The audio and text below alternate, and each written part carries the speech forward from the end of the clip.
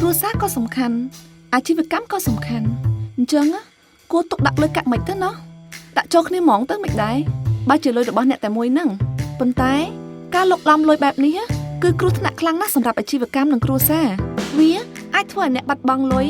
ឬចាយលើសចំណូលដោយមិនដឹងខ្លួនដូចនេះអ្នកត្រូវតែធ្វើការបែងចែកលុយអាជីវកម្មនិងលុយផ្ទាល់ខ្លួន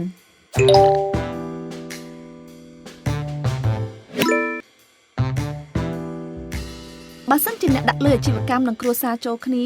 ពេលដែលអ្នកជួបបញ្ហារឿងលុយកាក់អ្នកនឹងមិនអាចដឹងឬគោលបញ្ហានិងរកដំណោះស្រាយទាន់ពេលវេលាទេធ្វើម៉េចអ្នកអាចដឹងបានបើអ្នកដាក់លុយចូលគ្នានឹងគ្មានកំណត់ត្រាច្បាស់លាស់ផងហ្នឹងប៉ុន្តែកុំបារម្ភអីយើងនៅទីនេះដើម្បីជួយអ្នក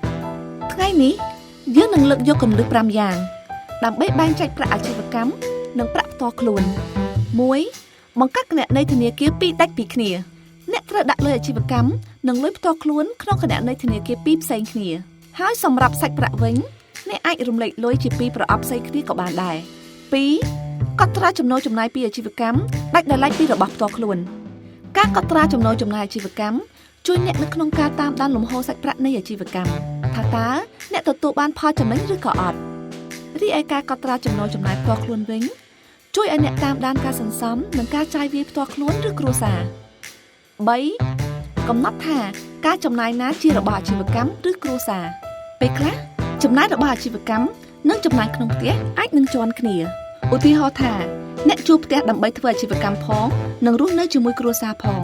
ក្នុងករណីបែបនេះអ្នកគួរសម្រេចចិត្តថា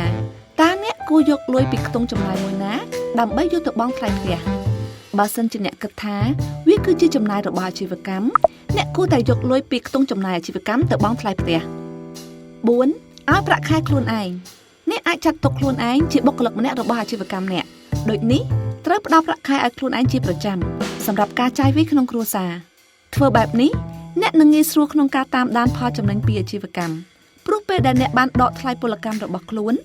និងចំណាយផ្សេងៗអស់ហើយលុយដែលនៅសល់ទាំងប៉ុន្មានគឺជាការចំណេញពិតរបស់អាជីវកម្មអ្នក 5. កត់ត្រាលុយផ្ទាល់ខ្លួនជាកម្ចីឬការវិនិយោគក្នុងអាជីវកម្មពេលខ្លះអាជីវកម្មរបស់អ្នកមានបញ្ហា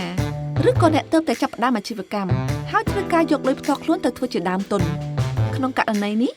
អ្នកគួរកត់ត្រាលុយផ្ទាល់ខ្លួនដែលដាក់ចូលទៅក្នុងអាជីវកម្មទៅជាប្រាក់កម្ចីឬក៏ការវិនិយោគ